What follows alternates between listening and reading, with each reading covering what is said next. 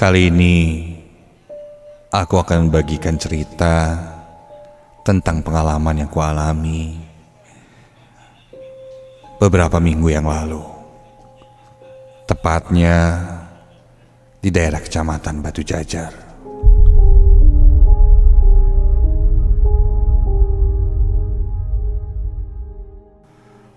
Namaku Sandi. Aku siswa yang baru saja lulus SMK tahun ini. Di sela libur panjang, saat itu temanku Nur menawarkan proyek kerjaan di Bandung. Karena tidak ada kegiatan apa-apa, aku pun semangat ikut dengannya. Ya, lumayanlah, nambah-nambah uang jajan, pikirku. Kami berangkat jam 5 sore menuju Bandung dengan motor temanku itu.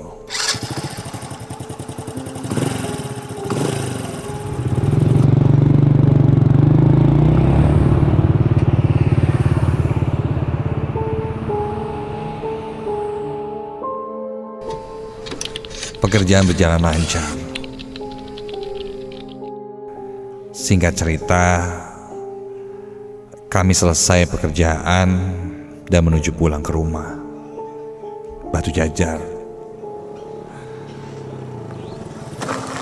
Sampai di rumah saat itu sudah hampir tengah malam. Temanku pun pamit pulang.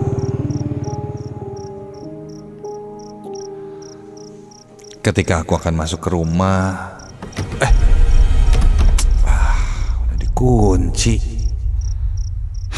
kunci segala sih. Pa? Ma?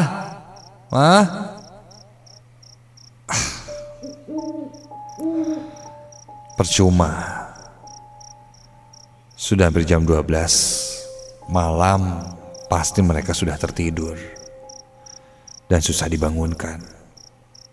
Ditambah jika aku berteriak-teriak atau menggedor-gedor, tidak enak juga dengan tetangga.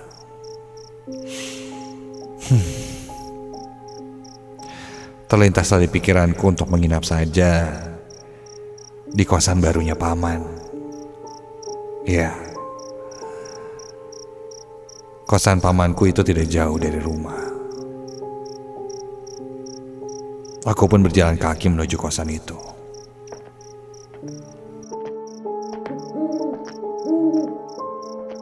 Dalam perjalanan menuju kosan, tak satu orang pun yang kutemui. Jalan ketika itu sepi sekali. Sampailah aku di sebuah rumah yang memang jika dilihat, rumahnya seperti sedang direnovasi. Namun disitulah kosan pamanku itu.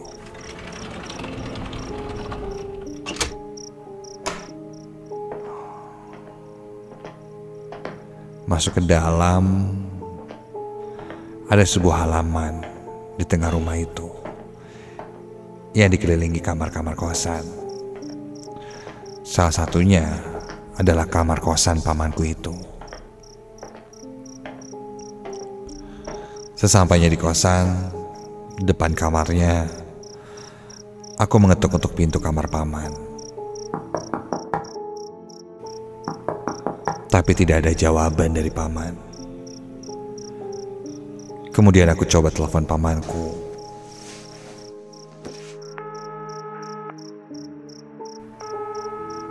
Setelah diangkat, ternyata dia sedang di luar, belum pulang.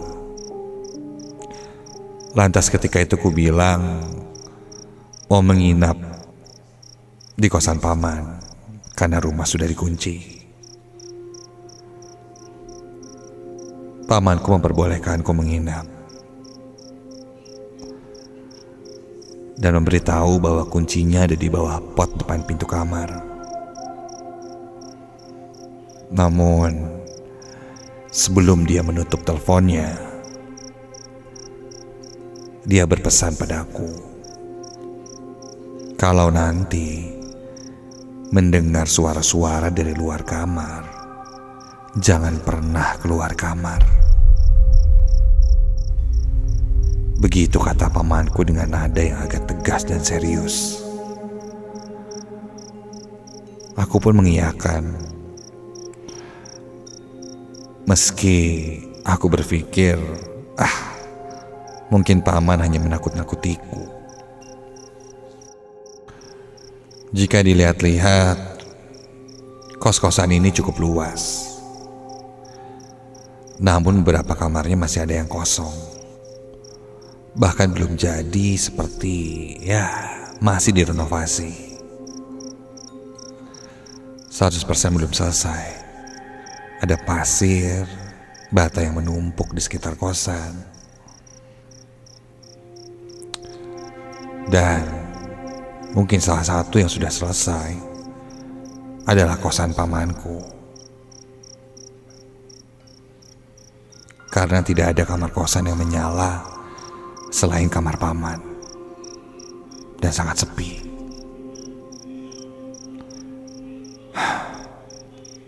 Aku pun masuk ke kamar paman.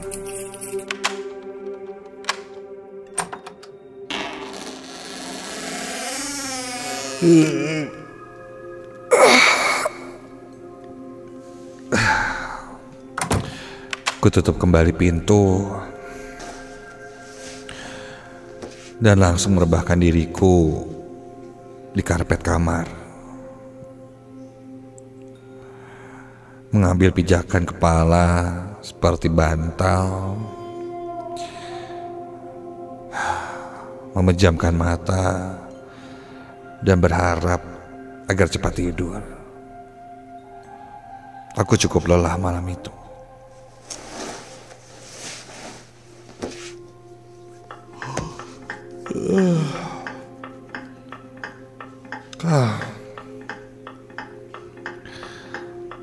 Namun belum sempat aku terlelap, tiba-tiba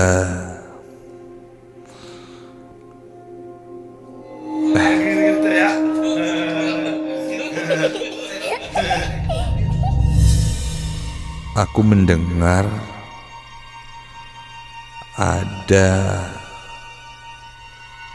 suara orang yang mengobrol dari luar kamar. Jelas sekali suaranya seperti laki-laki dan anak kecil perempuan. Iya, terdengar mereka sedang mengobrol. Aneh, kok ada yang ngobrol ya? Padahal setauku tadi sepertinya sepi, tidak ada siapa-siapa.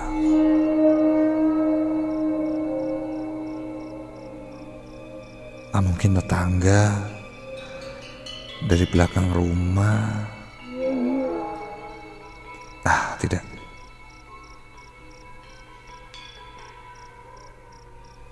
Kosan pamanku ini jauh dari rumah tetangga lainnya. Tidak mungkin. Yang mungkin sih,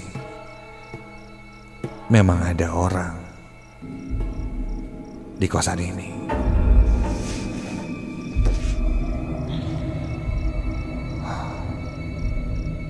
Aku yang tidak jadi terpejam dan tertidur, mencoba mendengarkan pembicaraan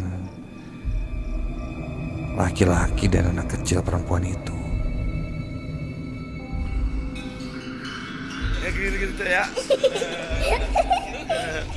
Dari obrolannya sepertinya mereka bapak dan anak. Hingga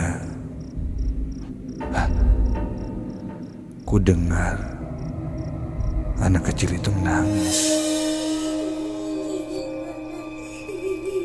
Ya, anak kecil itu menangis, merengek, meminta sesuatu. Aku coba mendengarkan dengan seksama.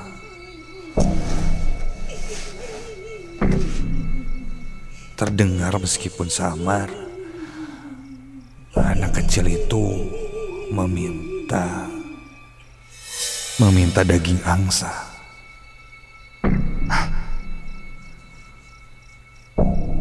Aneh, kok anak kecil minta daging angsa ya? Baru kali ini aku mendengar seperti itu. Dan tak lama kemudian, suara anak kecil dan obrolan itu hilang.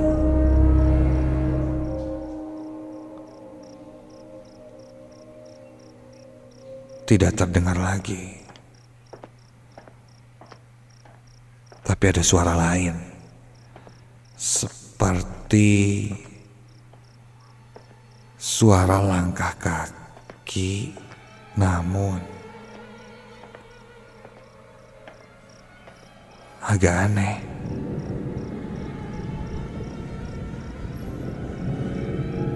Suara itu semakin jelas. Kalau ini mungkin saja pamanku yang sudah pulang. Iya, suara itu terdengar seperti langkah kaki soalnya.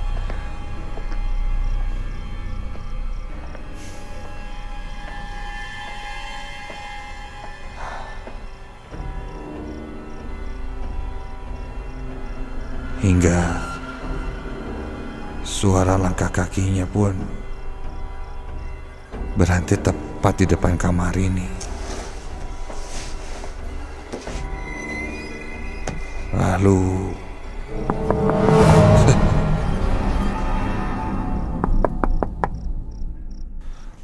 ada yang mengetuk pintu. Paman?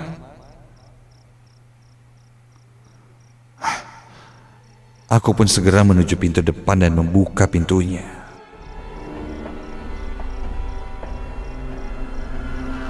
Dan ketika ku buka pintu,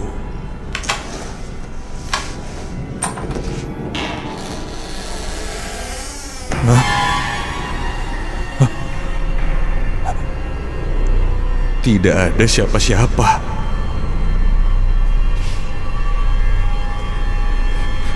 Di depan kamar kosan ini tidak ada siapa-siapa. Lantas yang mengetuk pintu tadi, atau bahkan laki-laki dan anak kecil yang ku dengar mengobrol sebelumnya, itu siapa?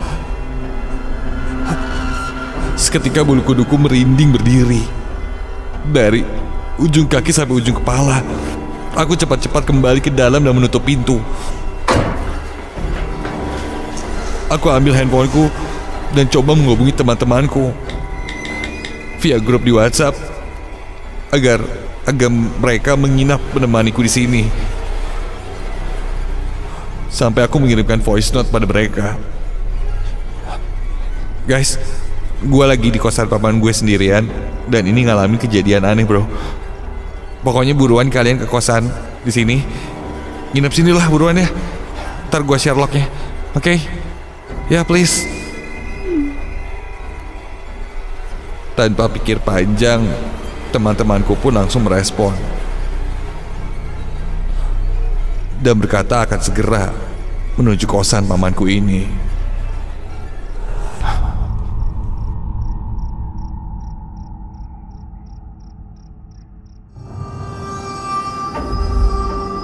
Singkat cerita, karena rumah kami tidak terlalu jauh, mereka pun berdatangan. Teguh, Niko, Reza, Yoga, Gilang, dan Dika. Kemudian Nur pun datang dan menanyakan apa yang terjadi. Ketika itu aku tidak mau membahas. Namun setidaknya aku lega.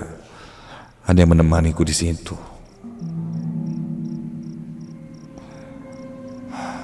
Tak terasa jam sudah menunjukkan jam 1 pagi. Kami melanjut mengobrol di halaman luar depan kamar kosan. Yang sekelilingnya ini kamar kosong. Temanku terus membujukku bercerita apa yang kualami, kejadian seram apa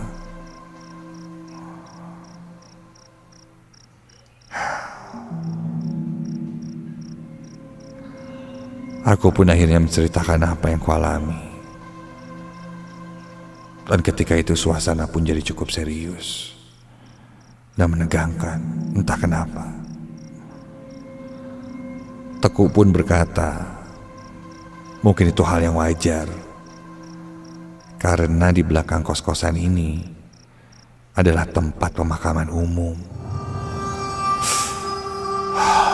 Benar juga. Aku merinding mendengarnya, karena aku baru saja teringat memang di belakang kosan ini tempat pemakaman umum. Ketika kami sedang membahas itu, tiba-tiba kami terhenyak berhenti dari obrolan kami sejenak ketika mendengar suara tokek.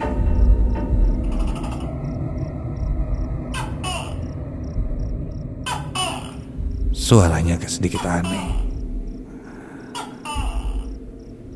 Dari sana kami mulai merasakan ada yang tidak beres. Perasaan tidak enak. Dan kami saling bertatapan satu sama lain.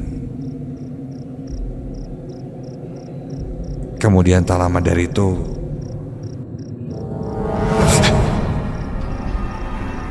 Teguh terlihat membuang muka dan berbisik pada kami untuk bubar. Dan jika diam di sana tidak akan benar.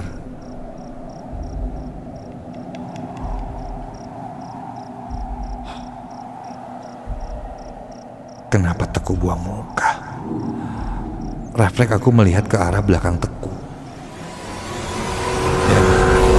Astaga. Terlihat jelas ada sesosok makhluk terbalut kain putih lusuh berdiri mengintip kami dari balik jendela salah satu kamar kosong di kosan itu. Itu pocong.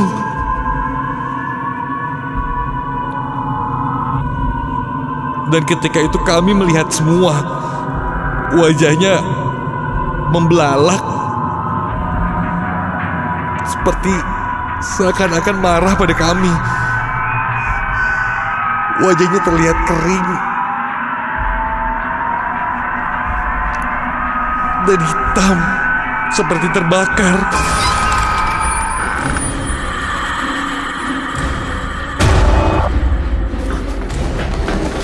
Kami semua berlarian panik keluar dari kos-kosan itu.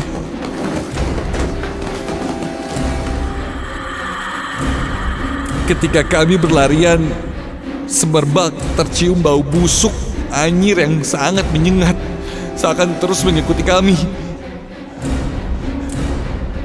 Hingga di depan, aku melihat arah gang keluar jalan kosan itu.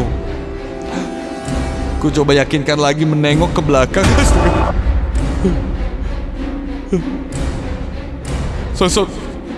Sosok itu masih menampakkan dirinya. Berdiri kaku sambil melotot di tengah jalan gang itu menatap ke arah kami. Seakan mengusir kami untuk tidak kembali lagi ke sana.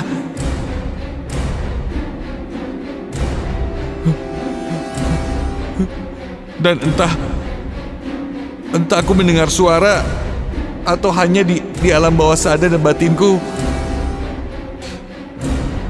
aku terus mendengar suara seorang laki-laki yang mengusir kami.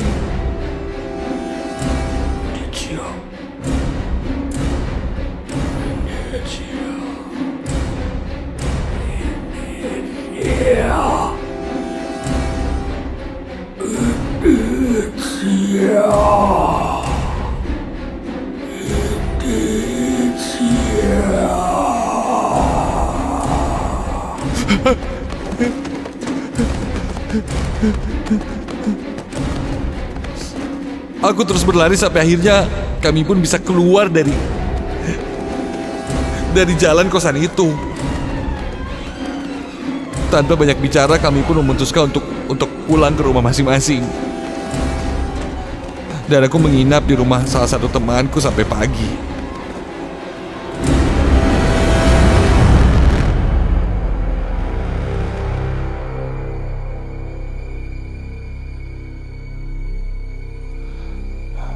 Setelah kejadian itu, besok sorenya aku kembali lagi ke kosan pamanku dan berharap paman sudah ada di sana. Untungnya paman ada. Aku menceritakan apa yang kualami di sana bersama teman-temanku juga. Paman begitu terkejut ketika aku berkata, ketika mendengar suara aku membuka pintu. Hal itu sudah diwanti-wanti oleh paman katanya.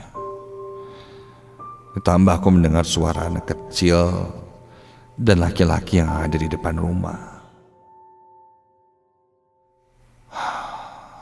Pamanku pun bercerita bahwa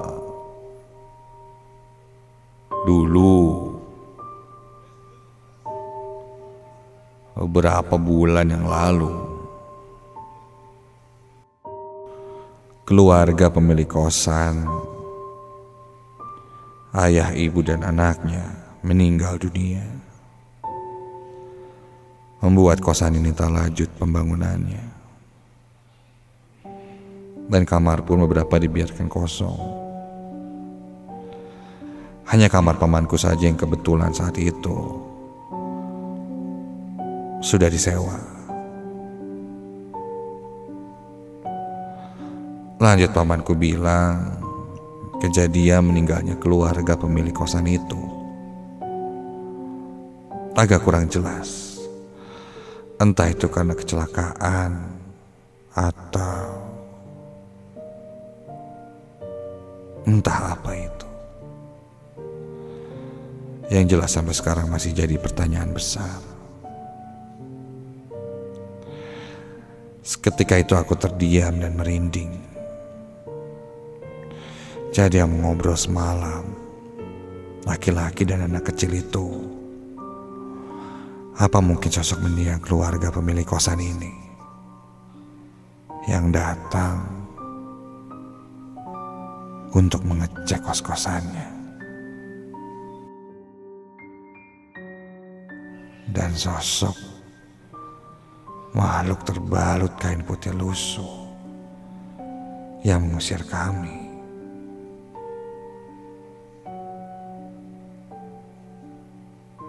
Itu dari mana? Apakah dari tempat pemakaman umum di belakang kosan ini? Atau ada misteri yang lain yang ada di kosan itu?